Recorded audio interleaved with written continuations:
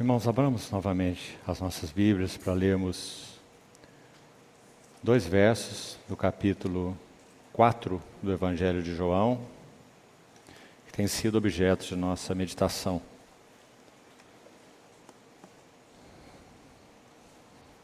João, capítulo 4. Vamos ler os versos 11 e 12. És tu, porventura, maior do que o nosso pai Jacó, que nos deu o poço, do qual ele mesmo bebeu, e bem assim seus filhos e seu gado?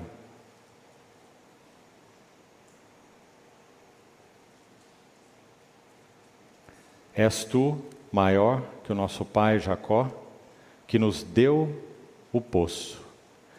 O verso anterior, verso 11, diz assim: resposta da mulher ao Senhor, quando o Senhor falou sobre a água viva: Senhor, tu não tens com que atirar, e o poço é fundo ou profundo. Onde, pois, tens a água viva? Vamos a mais um verso, no capítulo 11 de Romanos. Romanos, capítulo 11, verso 33. Ó profundidade da riqueza, tanto da sabedoria como do conhecimento de Deus. Quão insondáveis são os seus juízos e quão inescrutáveis os seus caminhos. Vamos fazer um destaque aqui para essa palavra profundidade. Ó profundidade da riqueza.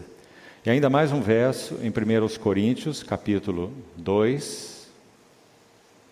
1 Coríntios 2, o verso 10. Mas Deus nolo revelou pelo Espírito, porque o Espírito a todas as coisas perscruta, até mesmo as profundezas de Deus. E aqui destaquemos também esse termo, profundezas de Deus. Mesma palavra usada em Romanos 11, 33, para profundidade. É o mesmo termo, profundidade ou profundezas. Vamos orar ao Senhor.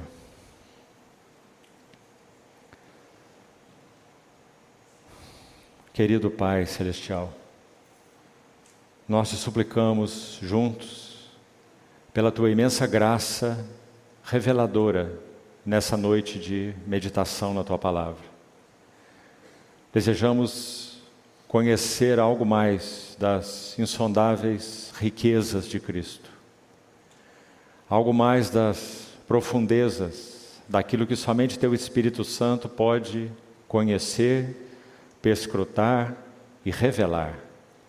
Por isso, abre os nossos olhos, Senhor, para que vejamos um pouco mais da Tua imensa graça, da Tua sublime beleza, e que sejamos conduzidos e atraídos a irmos mais fundo naquilo que concerne a nossa relação e nossa intimidade contigo. Por isso, usa esse tempo de comunhão, desperta os nossos corações, prevalece sobre tudo aquilo que possa interferir contra o falar e o realizar do Senhor no meio de nós nessa noite. Assim te pedimos, confiados, no Teu precioso nome. Amém. Meus irmãos, os 2 versos então que lemos em João capítulo 4, versos 11 e 12, onde essa expressão relativa ao poço é mencionada, nós vimos ali aquele adjetivo, fundo, profundo, o poço é profundo. Onde tens essa água viva? Tu não tens com que atirar, o poço é profundo. E lemos esses 2 versos, há outros, onde essa palavra profundidade ou profundeza, já que o termo na língua original é o mesmo, é usado na Bíblia. E os 2 textos como exemplos, e como disse outros mais, vão nos mostrar que aqueles tesouros da graça, eles estão em profundidade. Os irmãos se lembram que quando o Senhor falou sobre a terra que seria dada ao seu povo, falou através de Moisés, que ele chamou o seu povo para uma terra que manda leite e mel, Canaã, uma figura das riquezas insondáveis de Cristo, da plenitude de Cristo. Então é muito interessante que, ao mesmo tempo que o Senhor disse que essa terra manava, ou seja, da superfície para cima, emanando, ou manando leite e mel. Todas essas coisas estão na superfície, tanto o leite quanto o mel.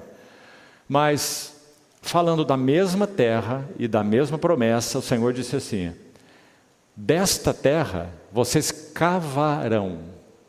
cavarão o cobre, o ferro, as riquezas subterrâneas. Meus irmãos, então, há dois tipos, certamente, já que nitidamente Canaã é uma figura dessa plenitude de Cristo. Então, nitidamente, há dois tipos de deleite, de desfrute de Cristo. Um seria, embora abundante, seria o mais superficial. Leite e mel. Mas vamos lembrar, quem é que toma leite? Alguns adultos tomam leite a vida toda, Mas leite é algo designado a bebês, certo? Seja nos animais ou seja até no que concerne a vida humana. Leite é para bebês. Pedro diz em 1 Pedro, capítulo 2, na sua epístola, ele fala sobre esse genuíno leite espiritual, 1 Pedro 2, para que por esse leite, vos seja dado crescimento. Estou mostrando que o leite era para atingir uma fase infantil, pueril, que então, é claro, necessário, indispensável, mas cuja finalidade é para que por ele seja dado crescimento. Da mesma maneira, o autor de Hebreus, no capítulo 5, também fala sobre o leite. E diz: vocês se mostram necessitados de leite, Hebreus 5, e não de alimento sólido. Porque não sois experientes na palavra da justiça, porque sois crianças. Leite para crianças. O autor de Hebreus, já citamos Pedro. Agora citamos o autor de Hebreus. Agora vamos lembrar de Paulo novamente. 1 Coríntios 3. Ele vai dizer assim: leite vos dei a beber. Não vos dei alimento sólido. Olha o contraste. Porque sois crianças. Sois carnais. As duas coisas ele diz no mesmo texto, 1 Coríntios 3. E vocês andam em disputas, rivalidades, ciúmes, contendas. Então ele pergunta: não é assim, então, que sois carnais?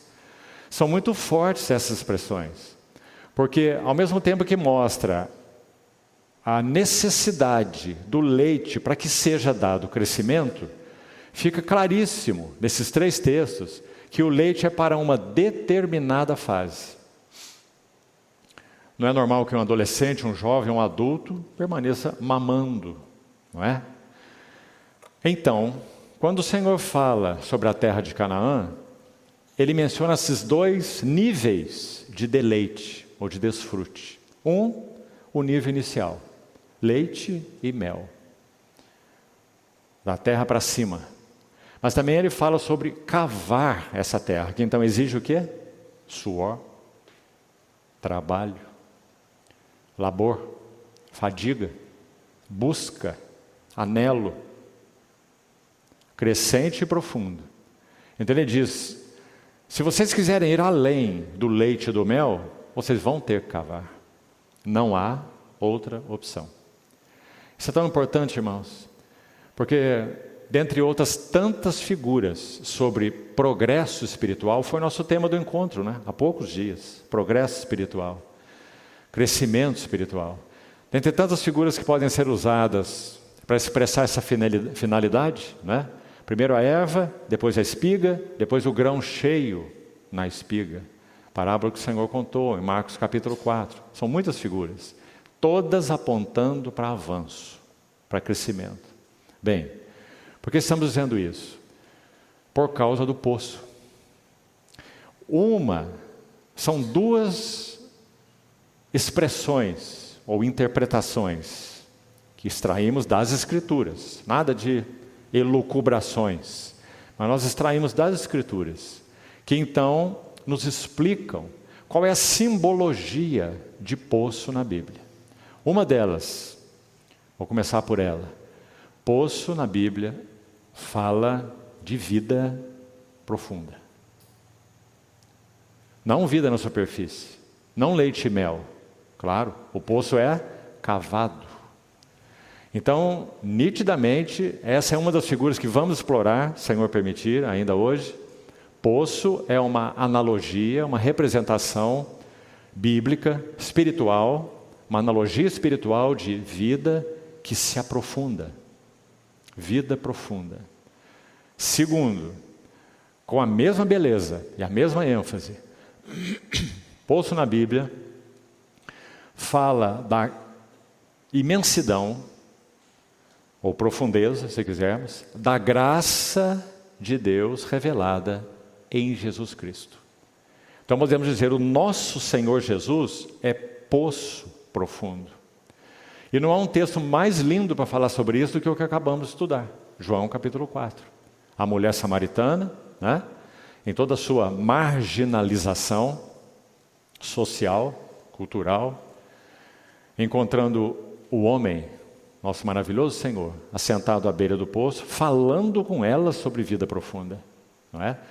Falando sobre uma tal água que, na verdade, foi o que ele disse a ela em palavras diferentes, que só ele tinha, porque só ele podia extraí-la.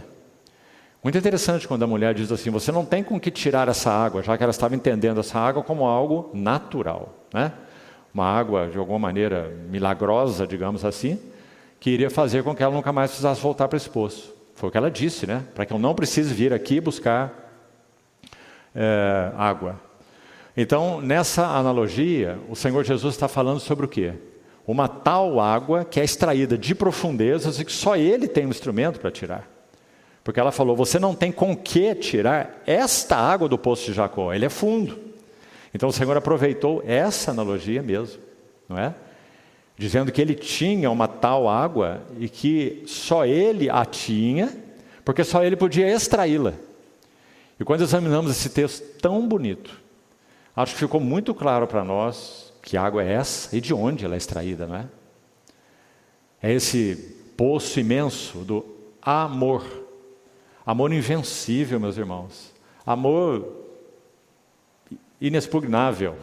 Amor incessante de Deus o Pai. Deus é amor. Não é tem amor. É amor. Só que, precisamos falar isso de novo.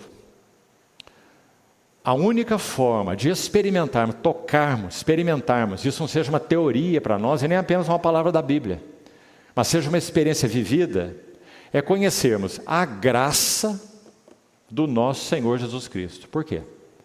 Porque o amor de Deus é pleno, abundante, magnífico, sublime, mas ele é inacessível. Por que ele é inacessível? Porque Deus em si mesmo, ouça com atenção, na sua natureza essencial, ele é inacessível pelo homem pecador, ou não é? Quando Moisés pediu ao Senhor, mostra-me a tua glória, o que o Senhor disse para ele? Nenhum homem tem condições de ver a minha glória e viver. Por quê? Porque Deus é luz, estamos voltando sempre para João, né? Agora são frases da sua epístola. A mesma epístola que diz Deus é amor, 1 João, capítulo 4, diz o que no capítulo 1? Deus é luz. Deus é luz. E não há nele treva nenhuma. Então, qual seria o meio de homens pecadores se aproximarem de Deus? Nenhum. A não ser que Deus pudesse prover um meio para que o homem pudesse se aproximar dele. E Deus proveu esse meio. Deus prova o seu próprio amor. Deus prova o seu próprio amor. Deus é amor. E Ele prova o seu amor por nós pelo fato de ter Cristo sido entregue por nós, ter morrido por nós, sendo nós ainda pecadores. Por isso que nós enfatizamos tanto, meus irmãos, que embora seja o amor de Deus tão sublime, é algo que todo ser criado foi criado para experimentar. Sem o amor de Deus, nós seríamos vasos vazios, mortos-vivos. Essas pessoas são condenadas à morte e esperam lá na sua prisão, até elas entrarem no corredor da morte. Quando elas estão andando no corredor da morte, as pessoas se referem a elas como mortos-vivos, porque elas estão indo em direção à injeção letal, não é? Mortos que andam. Assim seríamos nós, sem experimentarmos o verdadeiro amor de Deus. Só que, como já falamos, em si mesmo ele seria inacessível, por causa da natureza de Deus e da nossa natureza. Ele é luz e nós, por natureza, trevas. E onde a luz está, trevas não estão. Impossível comunhão. Então o que aconteceu? Como que o Evangelho de João abre aquela maravilha? O verbo que estava no princípio com Deus e era Deus, verbo e Deus, somente, inacessíveis ao homem pecador. Mas o verbo se fez carne e pôs seu tabernáculo entre nós. Cheio do que mesmo que diz o texto? Observe, não diz cheio de amor, certo? Diz cheio de graça e de verdade. Aí nós falamos para os irmãos algo que eu espero que você nunca esqueça. Graça é a encarnação do amor. O amor só é palpável pela graça do nosso Senhor Jesus. Graça que vem ao nosso encontro, graça que supera todas as barreiras que nós levantamos contra ela, não é? Porque é uma maravilhosa graça. Graça que nos encontra, assim como encontrou essa mulher, no poço mais profundo da vida dela. 5 homens já passaram pela tua vida, você está no 6º homem e esse homem não é teu. Quanta busca, quanta história, quanta agonia, quanta solidão, quanta exploração, não é? Mas lá está o nosso Senhor Jesus, o verbo cheio de graça e de verdade. Então quando ele aplica a verdade para a mulher, chama o teu marido e vem cá. Não tenho marido. Bem disseste. 5 maridos já tiveste, esse que agora tens não é teu marido. O que o Senhor fez? Verdade. Atingiu a consciência dela. Porque o Senhor não é um brincalhão. O Senhor não caçou de pecadores. Ele amou os pecadores e morreu por eles. Então ele lança luz na consciência dela, porque ele é cheio de verdade. Mas a verdade não gerou na mulher repugnância. Pela verdade, por causa da verdade, ela não saiu correndo. Porque ao mesmo tempo que ele é cheio de verdade, ele, só ele, é cheio de graça, na mesma medida. Isso é maravilhoso sobre o nosso Senhor. Nós costumamos usar a figura do fogo, né? O fogo emite luz. Luz. Vai trazer clareza, vai trazer revelação de nossas necessidades mais íntimas, se é o caso de hábitos pecaminosos, não é? Assuntos que entristecem o Espírito Santo, luz. Por outro lado, o mesmo fogo que emite luz, emite calor. E calor aquece, né? Todos buscam o fogo. Então, meus irmãos, aí está Ele, nosso Senhor Jesus. A figura então do poço, por um lado aponta para a vida profunda, nós vamos ver alguns textos, até onde pudermos hoje, e talvez concluamos hoje mesmo. E também poço, não se esqueça, vai falar também da maravilhosa graça do nosso Senhor Jesus Cristo. Vamos lá então para essas figuras. 1 Pedro, capítulo 4, abra por favor aí, esse verso mais. O verso 10, 1 Pedro 4.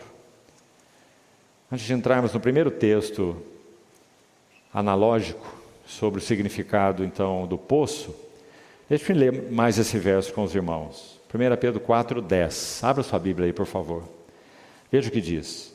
Servir uns aos outros, cada um conforme o dom que recebeu. Dom. Nosso Senhor também falou sobre o dom para aquela mulher, lembra? Se conheceres o dom de Deus. Naquele caso lá, se referia a Ele mesmo, né? Ele é o dom de Deus.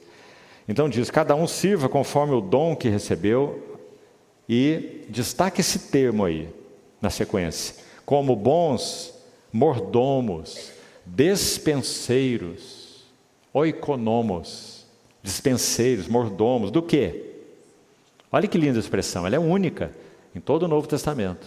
Multiforme, multicolorida, multifacetada, como você olhar um mosaico, cada peça pequenina, lindas cores, formando um conjunto só. Essa foi a palavra que Pedro usou aqui. Se referindo a quê? A graça. Olha aí. Multiforme. Irmãos, a graça de Deus, ela não se expressa de uma única maneira, ela se expressa de infinitas maneiras. O Senhor atinge um ateu, o Senhor atinge um intelectual, o Senhor atinge um promíscuo, o Senhor atinge um bêbado, o Senhor atinge um mendigo, o Senhor atinge a multiforme graça de Deus. Que linda expressão essa aí de Pedro. E é baseado nela que nós vamos então começar essa jornada. Em alguns versos do livro de Gênesis, inicialmente, porque aí estão as sementes, né, de toda a revelação bíblica, o livro de Gênesis. Vamos primeiro para o capítulo 16, vamos abrir esse texto, por favor, e vamos precisar ler, para que possamos meditar um pouco sobre essa experiência dessa serva de Sarai, mulher de Abraão, serva egípcia chamada Agar. Gênesis 16 diz assim: ora, Sarai, mulher de Abrão, não lhe dava filhos, tendo, porém, uma serva egípcia. Sabe por que o egípcio aqui é tão importante? Muito tempo depois, já no Império Egípcio, né, quando o Senhor chamou, escolheu, separou Moisés, fica muito claro para nós qual é o significado de Egito na Bíblia. O povo de Deus foi liberto de lá, não é? Também é uma analogia linda, claríssima. Aqui não há nenhuma possibilidade de extrapolação. O Egito na Bíblia sempre aponta para aquilo que é do mundo. Do Egito fomos chamados, né? O profeta Oséias diz, do Egito eu chamei o meu filho, tanto se referindo ao povo que saiu de lá pela liderança de Moisés, quanto se referindo ao nosso Senhor, quando era um bebê. Seus pais fugiram da perseguição de Herodes, foram para o Egito. Quando Herodes morreu, o mensageiro do Senhor chama a família para voltar. Do Egito, chamei o meu filho, para Nazaré, onde ele foi criado, né? Então, Egito é claramente uma figura do mundo. Essa serva era egípcia, não era do povo de Deus, não era do povo da aliança. Disse Sarai a Abraão: eis que o Senhor me tem impedido de dar à luz filhos. Toma, pois, a minha serva, e assim me edificarei com filhos por meio dela. E Abraão anuiu o conselho de Sarai. Para que possamos adiantar um pouco no texto, você já sabe o que aconteceu. Agar concebeu de Abraão. Então, até aqui, em todo esse capítulo 16, até o verso 14, onde vamos destacar algumas coisas importantes aqui. Sarai não deu à luz ainda, ela é uma mulher grávida. Ela concebeu de Abraão. Esse menino que estava no ventre dela não tinha nome ainda. Olha o que acontece, verso 6. Respondeu Abraão a Sarai: a tua serva está nas tuas mãos, procede segundo melhor te parecer. Sarai humilhou-a e ela fugiu da sua presença. Por que Sarai fez isso nos versos anteriores, vão nos dizer? Porque a Agar, que concebeu de Abrão, que era o marido de Sara, ele então começou a desprezar Sara, né? O verso 7. Tendo-a achado o mensageiro do Senhor, junto a uma fonte de água. Uma fonte de água, olha isso. No deserto, junto à fonte no caminho de Sur, disse-lhe: Agar, serva de Sarai, de onde vens e para onde vais? Ela respondeu: fujo da presença de Sarai, minha senhora. Então lhe disse o anjo do Senhor: volta para a tua senhora e humilha-te sob suas mãos. Disse-lhe mais o anjo do Senhor, preste atenção: multiplicarei sobremodo a tua descendência, de maneira que por numerosa não será contada. Disse-lhe ainda o mensageiro do Senhor: concebeste e darás à luz um filho, a quem chamarás Ismael. Literalmente, que interessantíssimo que são os significados dos nomes na Bíblia. Sejam nomes de regiões, sejam nomes de cidades, sejam nomes de pessoas. Muito, muito sugestivos. Até porque um hebreu nunca dava nome a seus filhos porque gostava deles, dos nomes. Sempre dava nomes aos seus filhos baseado em algo que experimentaram nessa geração desse filho. Com eles era assim. Então, primeiro, não foi nem mesmo a Agar, a mãe desse menino, ela ainda estava grávida, que escolheu o nome dele. O nome dele foi dado por um mensageiro do Senhor. E diz: ele vai nascer, você concebeu, o menino vai nascer e você vai dar o nome dele de Ismael. Qual o significado de Ismael? Deus ouve. Deus ouve. Olha o que aconteceu na sequência. Lhe chamarás Ismael, porque o Senhor te acudiu, socorreu, acudiu, no dia da tua aflição. Ele será entre os homens como um jumento selvagem. Fala da sua força, né? A geração de Ismael está aí, lá no mundo árabe, por todos esses anos, né? E a sua mão será contra todos, e a mão de todos contra ele. E habitará fronteiro a todos os seus irmãos. Essa é a história de Israel, os israelitas e os ismaelitas, né? Israel e os árabes. Verso 13. Então ela, esse ponto que nos interessa sobretudo, então ela invocou o nome do Senhor que lhe falava. Muito interessante que o texto vai dizer que foi um mensageiro do Senhor que falou com ela, certo?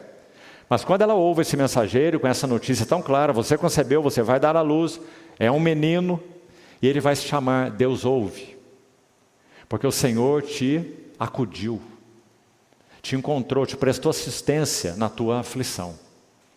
Bem, então ela invoca o nome do Senhor, ela não invoca o nome do anjo, né? Ela nem sabia o nome desse anjo. Ela invocou o nome do Senhor que lhe falava. Qual foi a expressão que ela usou para essa invocação? E aqui chegamos ao primeiro poço que nos interessa. Olha lá. Tu és Deus que vê. Está vendo como está aí na revista atualizada? Vamos lá para o texto hebraico. O texto hebraico é assim. Tem dois sentidos. Um deles é esse aí que o tradutor usou. Tu és Deus que vê. Sabe qual é o outro?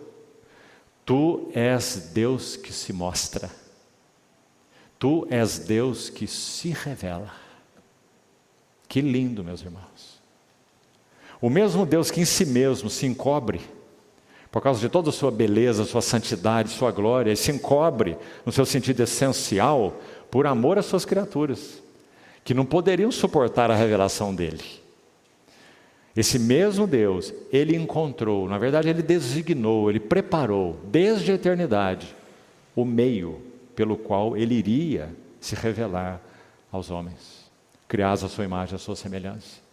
E esse meio é a pessoa do nosso Senhor Jesus Cristo. É o Verbo que extrai do poço profundo do amor de Deus o Pai, e por isso é cheio de graça, e então o amor de Deus é acessível, porque ele é cheio de graça. Então, muito lindo nós pensarmos que essa história que estamos lendo aqui, ela aconteceu há 4.000 anos atrás. São 2.000 anos entre Abraão e o nosso Senhor Jesus. E são mais, basicamente, 2.000 anos entre o Senhor Jesus e nós. Né? 4.000 anos. Ela invoca o nome do Senhor. Posteriormente o menino vai nascer. Abraão vai lhe dar esse nome. Abraão lhe dará o nome de Ismael. Foi o nome que o anjo designou. E ela então invoca o Senhor. Tu és Deus que vê. Tu és Deus que se revela. Qual é o resultado? Olha que lindo. Seguindo ainda o verso 13 que não terminamos. Pois disse ela, não olhei eu neste lugar para aquele que me vê? Grávida, basicamente expulsa da casa por Sarai, né? Já que Sarai era a senhora dela, e ela estava desprezando Sarai, porque Sarai era estéril, e ela concebeu do marido da Sarai, o Abrão. Por recomendação de Sarai, ela é minha serva, e eu não tenho filhos e nem vou ter filhos, então toma minha serva, porque eu então me edificarei com filhos através dela. Lembra? Foi o que Sarai falou. Mas quando Agar concebeu, a história mudou. Então, Sarai foi desprezada por ela, e ela então mandou a serva embora. Mas, irmão, lá estava aquele que vive e se revela. Lá estava o Deus que vê. Lá estava o Deus que, por causa da aliança dele com Abrão, já que Agar concebeu de Abrão, então o Senhor não ia colocar esse filho para fora. Apesar de que não seria através de Ismael que o Senhor realizaria as suas promessas, mas sim através de Isaac. O que você acha disso, irmão? O Senhor não poderia simplesmente colocar Isaac de lado? Como que dizendo, meu caminho não era esse, né? Essa foi a ideia da tua mulher, você anuiu o conselho dela e tudo aconteceu. Isso é um fruto da carne, isso é uma obra da carne. Então, põe de lado e vamos seguir por aqui. Sim, as promessas de Deus definitivamente foram cumpridas através de Isaac. Em Isaac será chamada a tua descendência, e não Ismael.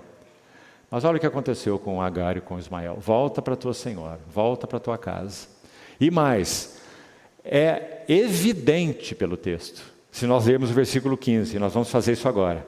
Agar deu à luz, olha lá, não foi no deserto, certo? Ela deu à luz na casa de Sarai, ela voltou para lá. E deu à luz a Abrão, né?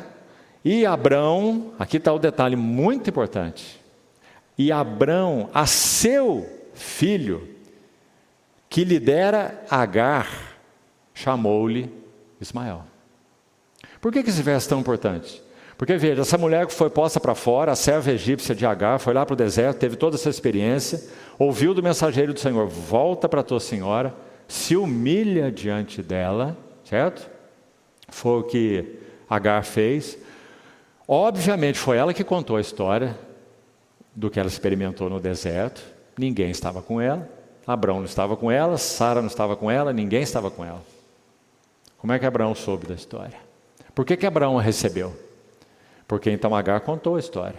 O mensageiro do Senhor me encontrou no deserto, me pediu para me humilhar diante da mão da minha senhora, disse que esse menino que está no meu ventre, ela nem sabia que era um menino, né? Como é que ela ia saber? O anjo me disse que esse filho que vai nascer vai se chamar Deus ouve, Ismael, porque ele me acudiu na minha aflição. Não terminamos ainda. Olha o verso 14, fomos direto para o 15, né? Olha o verso 14 com atenção. Ela está ainda lá então no deserto, ali, naquela experiência, antes de retornar para casa, né? Casa de Abrão e de Sarai. E no verso 14 diz, por isso o quê? Por causa da experiência que ela teve ali, com esse mensageiro do Senhor, que deu até nome para o filho dela. Por isso aquele poço. Então quando lemos o relato aqui no início, você viu que ela estava ali diante dessa fonte de água, está no verso 7, né? Tendo achado o mensageiro do Senhor junto a uma fonte de água, está vendo lá no verso 7?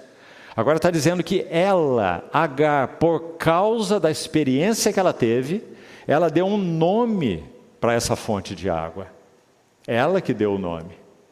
E o nome foi, lindíssimo nome. Primeiro você vai ter a expressão, Beer, está vendo aí? Beer é a palavra hebraica para poço. Então se você fizer a sua busca na Bíblia, aí, na sua concordância, você vai ver muitas vezes essa palavra aparecer aqui no Velho Testamento. Essa palavra hebraica, Beer. Então, o nome do poço na verdade é Lahai Roi. Sabe o que significa? Beer já vimos, poço, né? Então, Beer Lahai Roi significa poço daquele que vive e me vê. Ou como já falamos. Então, poço daquele que vive e se revela. Irmãos, é a primeira designação clara na Bíblia do desejo de Deus de se revelar. Vamos pensar um pouquinho juntos, meditando. Você se lembra como o livro de Hebreus começa? Havendo Deus outrora falado, se revelado, falado, se comunicado. Havendo Deus outrora falado muitas vezes, certo? De muitas maneiras, aos pais, pelos profetas. Que tempo é esse? O tempo do Velho Testamento, certo? Aí vai dizer, nesses últimos dias, com a revelação do nosso Senhor Jesus, o verbo que se fez carne, Deus nos falou no Filho, a quem constituiu o seu herdeiro de todas as coisas. Então, baseado nesse texto de Hebreus, vamos pensar, como é lindo esse relato de Gênesis 16. Por quê? Porque aqui está o primeiro momento, que fique claro para nós que aqui ainda não há nenhum profeta. Aliás, há um aqui que se chama Abrão, né? Abrão foi um profeta do Senhor. A história dele com o Senhor está só iniciando. Ele não profetizou nada. Ele está só no início da história dele com o Senhor. Ele tem 86 anos, quando nasceu Ismael. Sabe quantos anos ele viveu? 175. Sabe quantos anos ele caminhou com o Senhor? 100. Desde os 75 até os 175. 100 anos. Então Abraão aqui está com 86 anos, é uma criancinha ainda, na sua jornada com o Senhor. Essa é a primeira coisa. A segunda coisa, se esse Deus que, quando cumpriu o tempo da revelação do Velho Testamento, ele foi o Deus que se mostrou aos pais pelos profetas, como já citamos Hebreus, aqui está a primeira expressão clara, que fala sobre esse desejo, esse anseio do coração de Deus de se revelar. A quem mesmo? Com quem isso tudo aconteceu? Com Agar, meus irmãos. Nós estávamos falando, quando compartilhávamos João 4, que a primeira pessoa em todo o Evangelho, a quem o Senhor Jesus disse claramente, com seus lábios, eu sou o Cristo, foi para a mulher samaritana. Não foi para Simão Pedro, João, André, Filipe, Natanael, ninguém. Nem para João Batista, ninguém. Foi para ela. E agora nós temos Agar, uma serva escrava egípcia, que teve essa experiência com o Senhor e deu o nome no poço. Deus é um Deus, esse Deus que me acudiu na minha aflição, é um Deus que se revela. Sabe o que vai acontecer mais à frente? Esse poço Beer Lahai Roi é mencionado outras vezes aí no Velho Testamento. Não sei se vamos ter tempo para isso tudo. Faça a sua consulta. Você vai ver quanto ele é importante aí na história do jornal diário dos patriarcas. Abraão, Isaac e Jacó. Onde tudo começou, refrisando mais uma vez, com Agar. Não foi Abraão que deu o nome para esse poço. Não foi Sarai que deu o nome para esse poço. Foi Agar, a escrava egípcia. Muito especial. Beer Lahai Roi. Poço do vivente que me vê. Poço daquele que vive e me vê. Quem é aquele que vive e me vê? O Senhor, a quem ela invocou aqui nessa experiência. Então, como é que nós poderíamos chamar esse poço? Ou a que se referiria esse poço?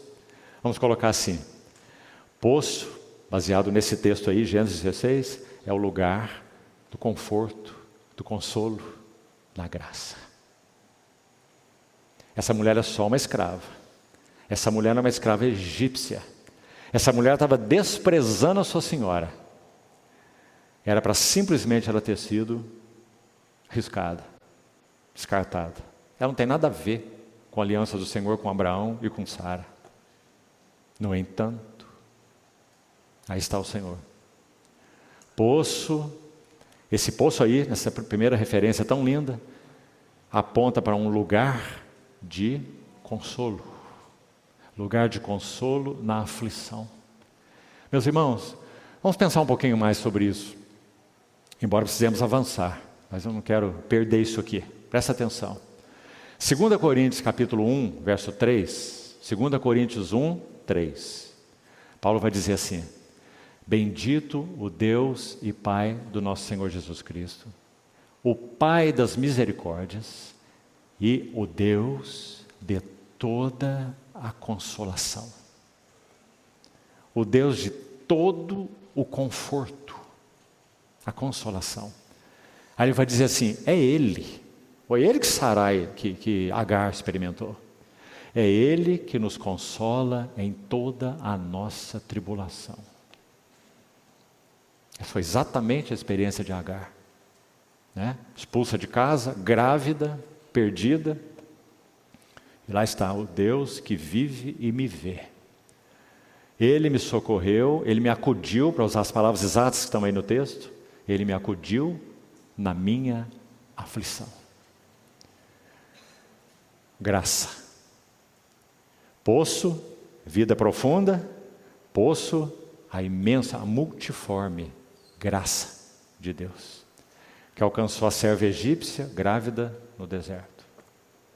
Então aí está a primeira linda figura. Deixa eu citar um outro verso para os irmãos. Salmo 130, verso 1 e 2. Você quer abrir aí, por favor? Salmo 130, versos 1 e 2. O salmista começa esse salmo assim: das profundezas clamo a Ti, Senhor. Das profundezas, olha a profundeza aí de novo. Das profundezas eu clamo a Ti, Senhor. Ouve, Senhor, a minha súplica. O que Agar fez no deserto? Ela foi acudida no dia da sua aflição, da sua súplica. O Senhor enviou o seu anjo, a socorreu e tudo que já falamos. Então, essa figura linda, linda, linda desse capítulo 16, esse poço tão especial, poço do Deus vivente, poço daquele que vive e me vê ou se revela. Agar teve uma segunda experiência e vamos para um segundo poço. Veja que interessante, Gênesis 21, abra lá por favor. Gênesis 21. Agora nasce Isaac, aí está no seu subtítulo aí do capítulo 21. Que idade tinha Ismael? Ismael tinha aproximadamente 15 anos de idade quando Isaac nasceu. Porque entre os 86 anos de Abraão até os 99, ele não obteve nenhuma revelação do Senhor. Que ele foi como que um tempo não contado da vida de Abraão com o Senhor. Por quê? Porque tanto Abraão como Sara, não é? Em conselho, em anuência, eles produziram um fruto da carne. Então o Senhor sim, acudiu, a trouxe para casa, a socorreu, mas aquele não era o caminho do Senhor. Então somente quando Abraão faz 99 anos de idade, então nós temos esse texto lindo aí, no capítulo 17, que o Senhor aparece a Abraão, capítulo 17, verso 1, quando ele atingiu a idade de 99 anos. Dê uma olhadinha nisso, por favor, antes de irmos ao capítulo 21. Gênesis 17, 1. Atingiu Abraão a idade de 99 anos, lhe apareceu o Senhor e lhe disse: eu sou El Shaddai. Traduzido aí na nossa Bíblia por Deus Todo-Poderoso. El é uma abreviação do nome Deus, Elohim. Então, El, Deus. Shaddai. Shad, no hebraico, é peito. Shad, no hebraico, é seio. Então, o Senhor se revela a Abraão e diz: eu sou o Deus que nutre. Eu sou o Deus que amamenta. Eu sou o Deus que cuida. El Shaddai. Que lindo, irmãos. Então, o que ele está dizendo para Abraão? Ele está dizendo: Abraão, eu é que te nutro. Eu é que te cuido. Esse fruto que você produziu não está nos meus caminhos. Eu sou El Shaddai, o Deus que te provê, o Deus que te nutre. Então Abraão segue a jornada dele. Vamos lá para onde estávamos então. 21. Nasce Isaac. Entre o 17 e o 21 nós só temos um ano. Foi quando o Senhor fez a promessa do nascimento de Isaac. Sara engravida, daí um ano tem um menino, Isaac. Então estamos aí no capítulo 21. Vamos lá para o verso 8. Isaac cresceu e foi desmamado. Nesse dia em que o menino foi desmamado, deu a Abraão um grande banquete. Vendo Sara que o filho de Agar, a egípcia, que é o Ismael, né, a qual ela dera à luz a Abraão, caçoava de Isaac. Mas é interessante que Ismael tinha em torno dos seus 15 anos de idade, e Isaac ainda era um bebezinho. Ele acabou de ser desmamado. Mas está dizendo aí, o Ismael caçoava de Isaac. Disse então Sara a Abraão, verso 10, rejeita essa escrava, mais uma vez, né?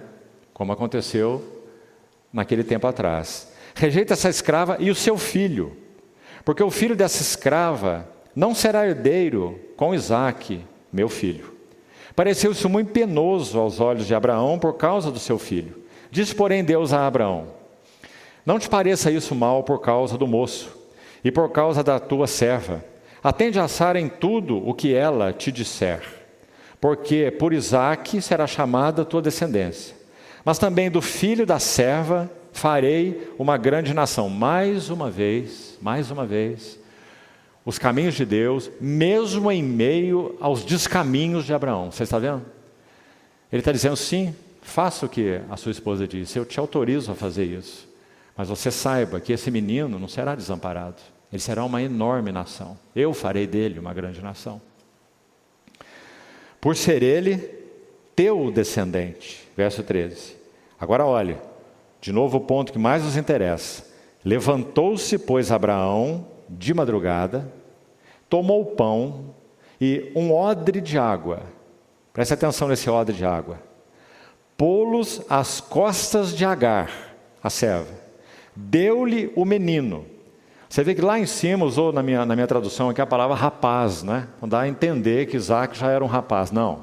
A palavra no hebraico aí é a palavra para menino, é a palavra para criança, criancinha. Isaac era uma criancinha, um bebê, 2 anos, máximo 3 anos. E Ismael, um menino de 15, 16 anos. Então, tomou um pão, tomou um odre de água, pôs nas costas de Agar, deu-lhe o menino e a despediu. Agora olha aqui, ela saiu, andando errante pelo deserto, mais uma vez, pelo deserto de Berseba. Verso 15. Tendo-se acabado a água do odre, a provisão que Abraão lhe deu, a água do odre, colocou ela o menino debaixo de um dos arbustos. A palavra para colocou aqui é interessante, é mais que colocou, é jogou. De tal modo ela estava desesperançada, no sentimento dela acabou tudo, ela saiu da casa do Abraão nessas condições, né? Despedida, lançou o termo literal, lançou a criança debaixo do arbusto, afastou um pouco, vamos ler o texto para a gente ver o que ela fez. Colocou o menino debaixo de uns arbustos, verso 16 agora, afastou-se dele, foi sentar-se defronte, que interessante, a mãe, né? Ela coloca o menino assim longe, ela não quer ver a agonia dele morrer. Ele está no deserto e acabou a água. Voltar para a casa de Abraão agora, sem chance, né? Então ela senta de longe, vendo ele de longe, para que não veja a agonia da morte do menino, mas a mãe está lá de olho na criança, né? Ela só não quer ver a agonia dele, morrendo desidratado. Então ela afastou-se, foi sentar defronte, está vendo o defronte aí? À distância de um tiro de arco, porque dizia, assim não verei morrer o menino. E sentando-se em frente dele, levantou a voz e chorou. Deus, porém, ouviu a voz do menino. Muito interessante. Não diz da mãe. E o anjo de Deus chamou do céu a Agar, a mãe. Ele disse, que tens, Agar? Não temas, porque Deus ouviu a voz do menino, daí onde está, lá debaixo do arbusto.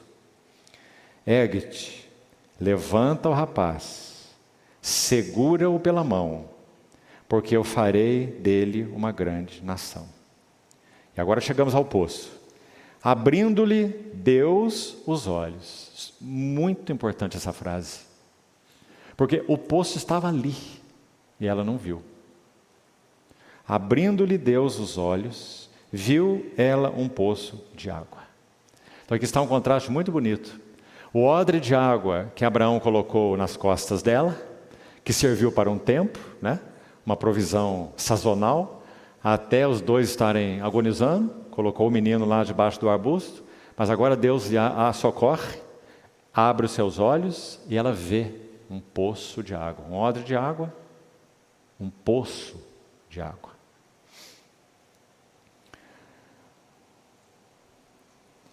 Encheu, indo a ele, verso 19, indo a esse poço, encheu de água o odre e deu de beber ao rapaz. Deus estava com o rapaz, que cresceu, habitou no deserto, está vendo? Ela não voltou para a casa de Abrão, e se tornou flecheiro. Habitou no deserto de Parã, e sua mãe o casou com uma mulher egípcia, porque sua mãe também era egípcia. Então você vê que em termos de aliança, eles não têm nada a ver com a aliança de Deus. Por que é tão importante destacar isso, meus irmãos? Porque nós estamos falando de graça, não é? Graça. Então o Senhor está dizendo claramente que Ele determinou um socorro, um caminho, um livramento, inclusive prosperidade, para esse povo que não era o povo da aliança, mas cujo filho era um descendente de Abraão. Uma maravilhosa graça. E então, como que poderíamos chamar esse poço aqui? Se o primeiro nós falamos que seria uma analogia linda do poço como sendo um lugar do conforto, do consolo, da graça, penso que nós podemos chamar esse poço aqui de um lugar do socorro da graça. Então a graça de Deus em conforto, no capítulo 16, um conforto maravilhoso, ela pôde voltar para casa inclusive, ter o seu bebê, Abraão dá um nome para esse bebê, Ismael, não é? O Senhor já dá uma promessa ligada a esse menino, mas agora esse poço é mais do que consolo, esse poço é socorro, porque agora ela não poderia voltar para a casa de Abrão e de Sara. Agora, ou o Senhor o socorria, ou tudo terminaria ali. Então, poço, nessa narrativa, é lugar do socorro. Socorro, bem, Deus é o nosso refúgio e fortaleza. Socorro bem presente na tribulação. Portanto, não temeremos, ainda que a terra se abale e os montes sejam lançados no seio dos mares. Há um rio cujas correntes alegram a cidade de Deus, o santuário da morada do Altíssimo. Deus está no meio dela, jamais será abalada, diz o Salmo. Então, se poço fala da multiforme graça de Deus, nós já vimos dois. Graça que consola em toda a nossa angústia e tribulação, e graça que socorre em todas as nossas necessidades. Dois poços. Vamos para um terceiro. O terceiro está exatamente aí na sequência. Veja. Capítulo 21, verso 22. Por esse tempo, Abimeleque e Ficol, comandante do seu exército, Abimeleque era um rei filisteu, dos filisteus.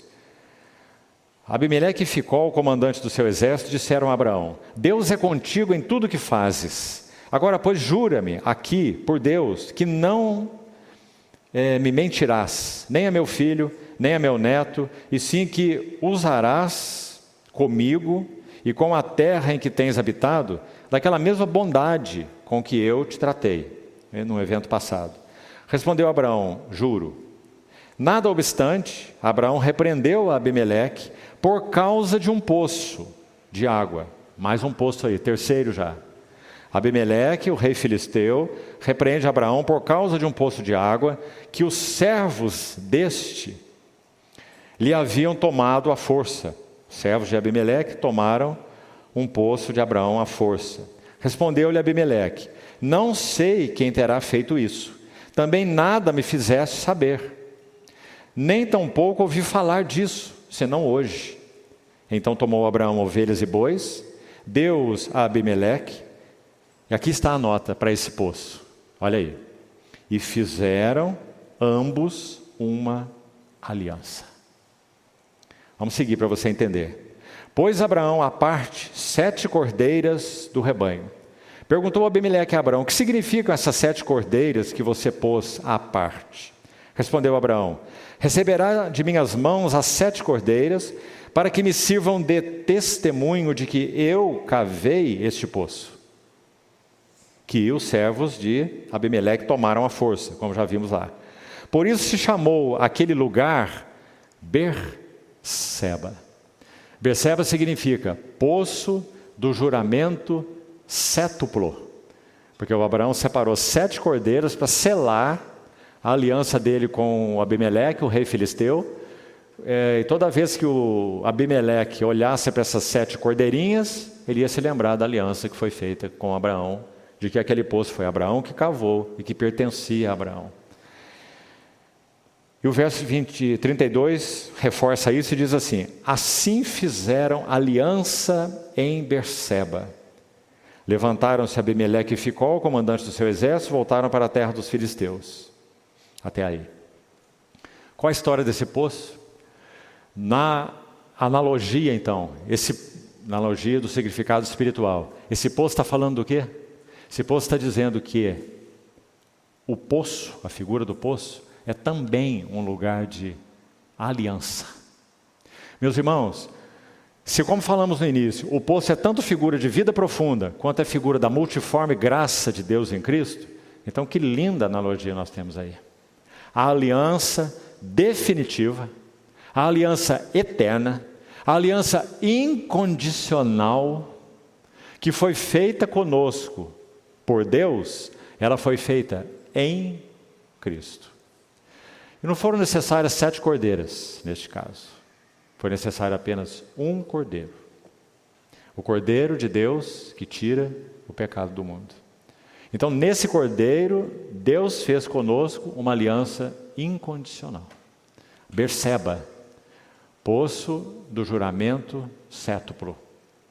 Meditando nisso, eu me lembrava daquele texto de Hebreus também tão lindo. Aliás, se refere a Abraão mesmo.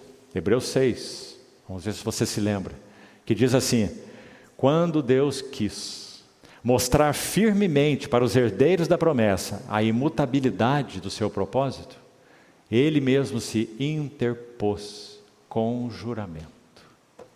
Hebreus 6. Por que Deus se interpôs com juramento? O autor de Hebreus continua assim: para que mediante 2 coisas imutáveis, nas quais é impossível que Deus minta, forte alento tenhamos nós, que já corremos para o refúgio, para lançar mão da esperança proposta, a qual temos por âncora da alma segura e firme e que penetra além do véu. Hebreus 6, a partir do verso 17. Não é um texto maravilhoso? Elucida, irmãos, com tanta clareza, Berseba, o poço do juramento sétuplo, o poço da aliança, multiforme graça de Deus, que fez aliança conosco na pessoa do seu Filho, o Cordeiro de Deus. Poço, então, claramente fala de lugar da aliança. Graças a Deus, nós estamos nessa aliança, na aliança no Cordeiro, na aliança irreversível, imutável, incondicional. Quando o texto de Hebreus diz 2 coisas imutáveis nas quais é impossível que Deus minta, quais são as 2 coisas imutáveis? Quais são? A palavra de Deus e o juramento de Deus. Ele não tem ninguém superior por quem jurar, ele jura por si próprio. Sua palavra e o seu juramento. 2 coisas imutáveis, baseadas nas quais ele fez aliança conosco. Meus irmãos, como que vamos explicar isso? Senão com o termo maravilhosa graça. Mais um poço, vamos lá. Temos tempo para mais um. Gênesis 24. Vamos ler só 5 versos dessa imensa história. Abraão, Eliezer, Rebeca e Isaac. Esses 4 personagens aí. Vamos ler os versos 10 a 14. Gênesis 24, verso 10. Acompanhe aí, por favor. Tomou o servo, Eliezer, o servo de Abraão, 10 dos camelos do seu senhor, e levando consigo todos os bens dele, levantou-se e partiu rumo da Mesopotâmia, para a cidade de Naor. Foi da Mesopotâmia que Abraão saiu, né? E era onde Naor ficou, Naor estava. Fora da cidade, fez ajoelhar os camelos junto a um poço de água, à tarde, hora em que as moças saem a tirar água. Você não acha importante essa expressão aqui, no contexto de João 4 que nós lemos? A mulher samaritana saiu para buscar água no meio do dia, não foi? E esse verso está dizendo que as mulheres saem para buscar água à tarde, na hora fresquinha, está vendo? Ela saiu, então, evidentemente, naquele maior calor do dia, por causa da sua marginalização.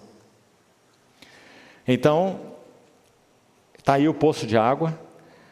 As moças saíram à tarde para tirar água, e disse consigo, o servo de Abraão: Ó Senhor Deus de meu senhor Abraão, rogo-te que me acudas hoje, e uses de bondade para com meu senhor Abraão. Presta atenção no eu te rogo, eu te suplico, eu clamo, eu te rogo, no poço. Eis que estou ao pé da fonte de água, e as filhas dos homens dessa cidade saem para tirar água. Segundo verso importante, já vamos explicar, o 14. Dá-me, pois, que a moça a quem eu disser, inclina o cântaro para que eu beba, e ela me responder, bebe, e darei ainda de beber aos teus camelos. Seja essa a que designaste para o teu servo Isaque, e nisso verei que usaste de bondade para com meu Senhor. Toda a história vai prosseguir, mas para a nossa meditação, o que nos interessa agora esses versos, é que aí está Eliezer, depois de uma longa jornada, servo de Abraão, buscando essa esposa dentre a terra da parentela para o seu filho Isaque. Ela chega a esse poço. O que acontece no poço? Duas coisas. Primeiro, o servo de Abraão, que é uma figura do Espírito Santo, linda e clara, ele clama, ele roga, ele suplica. Segundo, no mesmo poço, isso no verso 12, né? Rogo-te que me acudas hoje e uses de bondade para com o meu senhor Abraão. Verso 14, dá-me, pois, que a moça a quem eu disser, inclina o teu cântaro para que eu beba, e etc., que já lemos. O que ele está fazendo no verso 14? Ele está usando um elemento para discernimento espiritual. Então aqui queria colocar uma analogia, neste caso, nessa história, dupla do poço. Eu gostaria de colocar assim, esse poço, então, que fala de vida profunda e que fala da graça imensa do nosso Senhor Jesus. Poço também, além de ser o lugar do conforto, além de ser o lugar do socorro, além de ser o lugar da aliança, poço é o lugar de orações e súplicas. Foi o que Eliezer fez. Rogo-te, meu Senhor. Como que eu vou achar essa mulher? De onde que ela vem? Qual será a mulher? Como que eu vou escolher? Então eu poço, nessa analogia desse texto, um lugar de oração e súplica. Irmão, nós temos aprendido a viver uma vida de poço? Ou nós somos os que sabem tudo, os que entendem tudo, os que têm experiência de tudo, os que conhecem o caminho de tudo, a hora de tudo e a maneira de tudo? Então vamos frisar. Poço é o lugar de orações e súplicas. Quantas vezes você vai ver essa exortação nas epístolas, não é? Paulo escrevendo a Timóteo, exorta os irmãos que eles sejam constantes na prática de orações e súplicas. Inclusive, meus irmãos, já que falei sobre isso, vou fazer só uma menção entre parênteses, tá bom? Esse texto de Paulo, ele diz basicamente a mesma coisa para Timóteo, que essas súplicas sejam feitas, inclusive, a favor de reis e daqueles que exercem autoridade. Então pare de usar linguagem pejorativa com respeito ao presidente da República, aos seus ministros, a seja quem for que exerce autoridade, porque você está pecando contra Deus. Ouviu bem, irmão? Pecando contra Deus. Porque ele disse que eles devem ser objeto de nossas súplicas e orações. Sabe por qual motivo? Sabe por qual motivo? Não é porque eles merecem, tem nada a ver com merecimento, tem nada a ver com a vida de cada um. Pode ser um imoral, pode ser o que for, não tem nada a ver com isso. Paulo explica por que devemos fazer isso. Para que a igreja tenha uma vida tranquila. E possa seguir sua jornada, possa pregar o evangelho, possa dar testemunho. Ah não, mas para que a igreja possa pregar o evangelho e dar testemunho, então esse presidente tem que ser removido. Quem te disse isso? Hein? Foi a Bíblia. Quando a igreja nasceu, ela foi pisada pelas autoridades. Externamente falando, ela seria massacrada. O que aconteceu? Quanto mais a igreja era pisada, mais ela crescia. Leia o livro de Atos. E quando no meio desse pisoteamento a igreja foi orar, ela não orou contra Herodes, nem contra Pôncio Pilatos, que tinham matado o Senhor Jesus. A igreja mencionou o nome deles e diz assim: eles atentaram contra o teu santo servo Jesus, conforme os teus desígnios e propósitos. Ouviu bem, irmão? Então eles oraram assim: ó Senhor, concede graça, para que a tua igreja, em meio de toda essa aflição e perseguição, ela seja fiel e testemunhe do nome do Senhor. E aí o texto vai dizer assim: e tendo eles orado, tremeu o lugar onde estavam reunidos. E todos ficaram cheios do Espírito Santo. Então, meus amados irmãos, eu não ia falar isso não essa noite, viu? É um parênteses que eu já vou fechar. Nós estamos aí, nos aproximando de mais um período eleitoral. Então guarde-se, irmão, guarde-se. Guarde-se.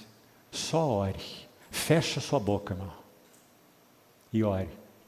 Suplique pela igreja, pelo andamento da igreja, pelo testemunho da igreja, pelo vigor da igreja, pela vida da igreja.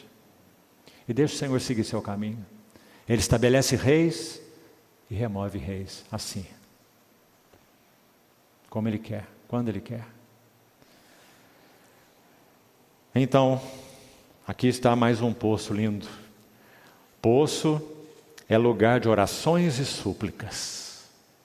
E poço também é lugar de discernimento espiritual. Não é bonito?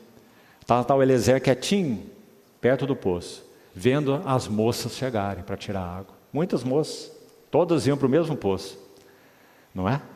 E ele vai exercer discernimento espiritual. Porque foi isso que ele pediu ao Senhor. Senhor, me dá discernimento. E ele propôs qual que seria esse filtro, né? Vai ser essa moça que eu pedi, só essa frase: me dá de beber, né? É só o que ele diria. Aí a moça, ele disse consigo: a moça vai me dizer, bebe, e eu também darei água para todos os teus camelos. Então a moça que me disser isso é a moça que o Senhor escolheu para o filho do meu senhor Abrão. Que lindo, irmãos. Vamos guardar essas duas coisas então de novo. Lugar de orações e de súplicas. Poço é lugar de oração.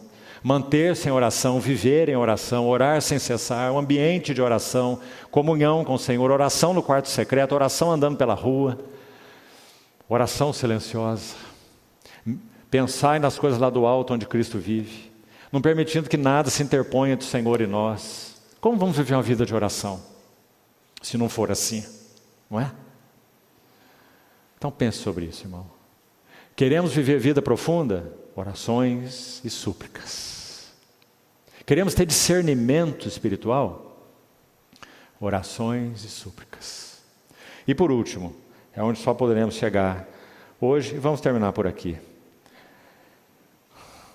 Gênesis 29. Abra, por favor. Rapidamente, já estou concluindo. Só os 3 primeiros versos. Gênesis 29. Agora é Jacó, o neto de Abraão. A história está seguindo. Gênesis 29. Pôs-se Jacó a caminho e se foi à terra do povo do Oriente. Olhou e eis um poço. Mais um poço. Olha quantas menções e quanta beleza há nelas. Olhou e eis um poço no campo, e, atenção, 3 rebanhos de ovelhas deitados junto dele. Está muito evidente, você vai ver que cada rebanho era de um pastor diferente. Veja aí. Porque daquele poço davam de beber aos rebanhos. E havia uma grande pedra que tapava a boca do poço. Olha, ajuntavam-se ali todos os rebanhos. E no plural, os pastores. Está vendo? Vários rebanhos, vários pastores no mesmo poço. Removiam, então, esses pastores removiam a pedra da boca do poço, davam de beber às ovelhas e tornavam a colocá-la no seu devido lugar. Se você puder ler depois, você vai ver o que aconteceu aqui, que lindo. Quando Jacó vê Raquel se aproximar, Jacó devia ser um homem até bem forte. Ele vai e tira a pedra da boca do poço, para dar de beber ao rebanho de Raquel. Ele se apaixonou por Raquel. Raquel estava nos propósitos de Deus para ele, né? Então, essa história de Jacó e Raquel nesse poço. Mas eu não quero ir até lá, quero ficar só aqui. Porque, meus irmãos, o que me chamou muita atenção, meditando sobre esse poço aqui, sabe o que foi? De tudo que já falamos sobre poço, poço também é um lugar de unidade e comunhão. Pense. São rebanhos diferentes, são pastores diferentes, mas é um único poço. As ovelhas deitadas diante do único poço, conduzidas por aquele pastor específico, todos eles focados e voltados para o único poço, sem água, sem vida, não é?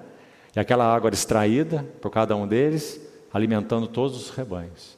A mesma água, o mesmo poço, mas vários rebanhos e vários pastores. Será que isso tem algo para nos dizer? Será que nós somos um povo exclusivo? Será que há alguma fonte que não seja a própria graça infinita, maravilhosa, multiforme do único Senhor que alimenta a todos os rebanhos e a todos os pastores? Então, meus irmãos, por que, agora falando de modo geral, não é? Por que há tanta rivalidade entre os rebanhos? Por que há tanta rivalidade entre os pastores? Sabe qual é a minha conclusão? É que precisamos beber mais do poço, do mesmo poço, da mesma água. Porque a única unidade de comunhão verdadeira é aquela que está na gloriosa pessoa do nosso Senhor Jesus. Não é na minha vertente teológica específica, não é no que eu penso sobre o arrebatamento ou o milênio, não é se eu acho que a salvação é eterna ou pode ser perdida, não é se eu sou calvinista ou sou arminiano. Compreende, irmão? Um poço, do qual todos os rebanhos dependem e no qual todos os rebanhos bebem. E na verdade a mesma coisa, do qual todos os pastores dependem, a não ser que eles sejam pastores promíscuos, que encontram outras fontes. Mas se são pastores fiéis, então só há um poço para todos eles. Então, mais uma vez, que figura linda desse poço. Pense nisso. As ovelhas deitadas, vários rebanhos, vários pastores, as ovelhas deitadas, um único poço com uma única boca. Você viu o termo aí, boca do poço? Você viu? Boca do poço. Meus irmãos, nós só podemos beber da boca daquele que é o poço. Qualquer outra boca é voz estranha. Você não acha? Então aí está mais essa figura tão bonita. Embora eu não tenha tempo mais, mas eu vou citar para você mais um poço para você ler em casa. Números 21. Israel estava caminhando pelo deserto, já vou terminar narrando isso aqui, rapidamente. Números 21. Você vai encontrar mais um poço. Se você quiser, leia em casa. Faça isso, por favor. O povo estava caminhando já no final da jornada pelo deserto. Estavam sendo picados por serpentes venenosas, abrasadoras. O Senhor manda Moisés levantar uma serpente de bronze e todo aquele que olhava para essa serpente de bronze na haste sarava.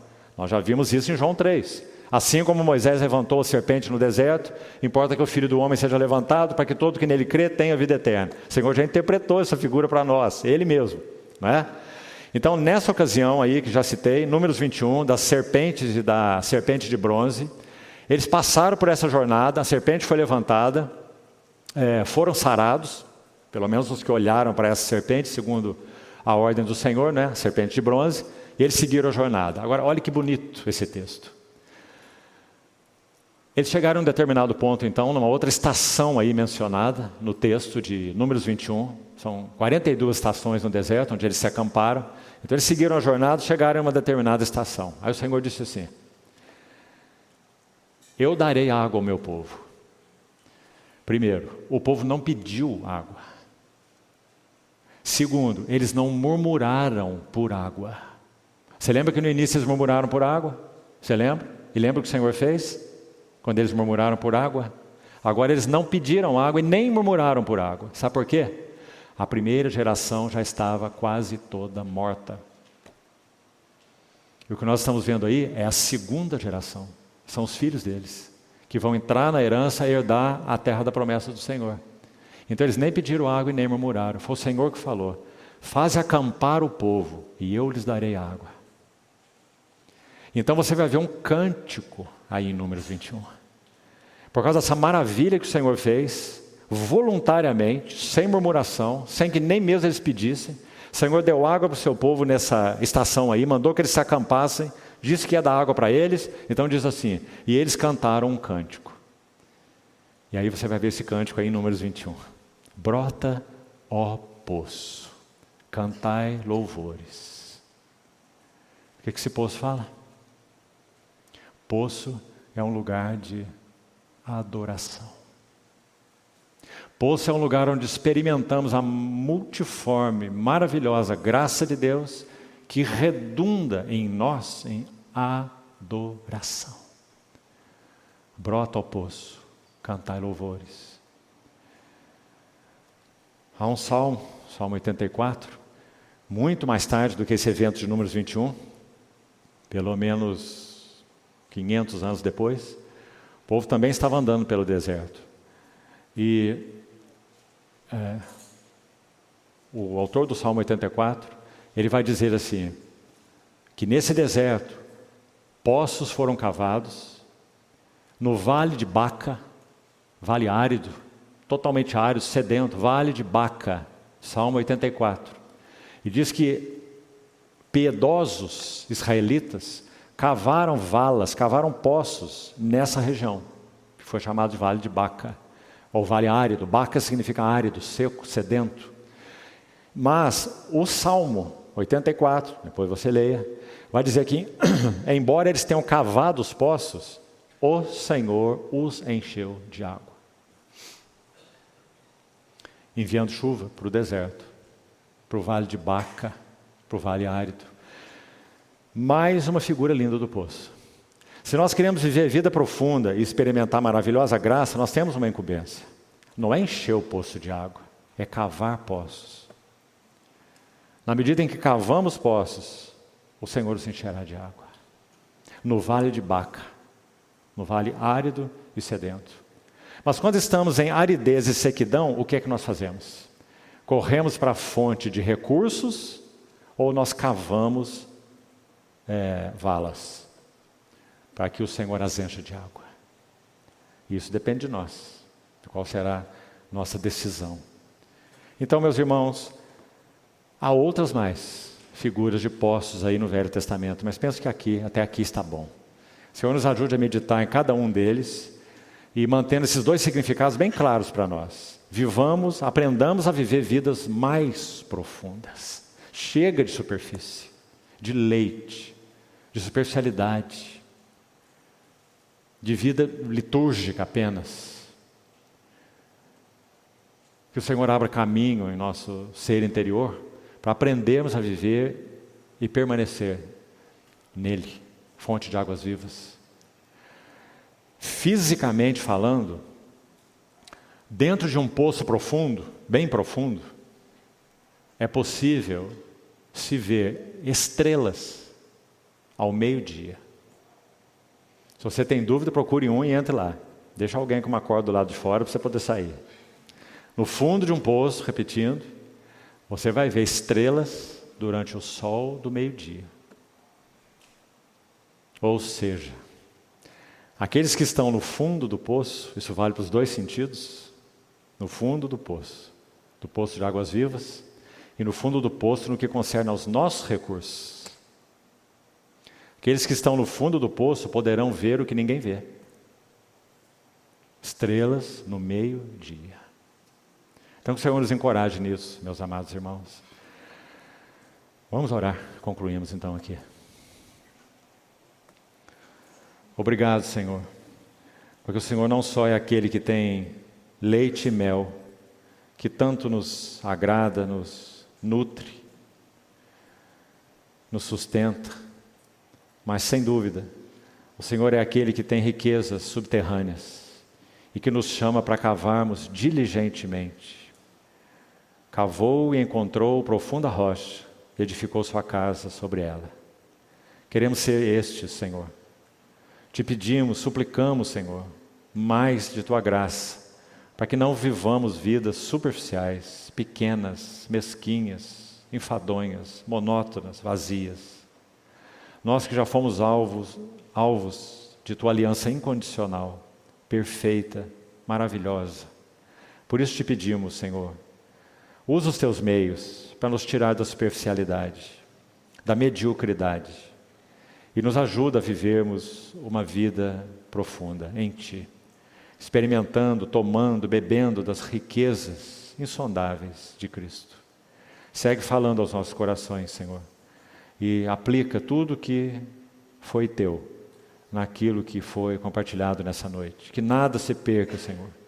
Mantém em nós Tuas sementes, para que frutifiquem. Assim oramos, muito agradecidos, no Teu precioso nome. Amém.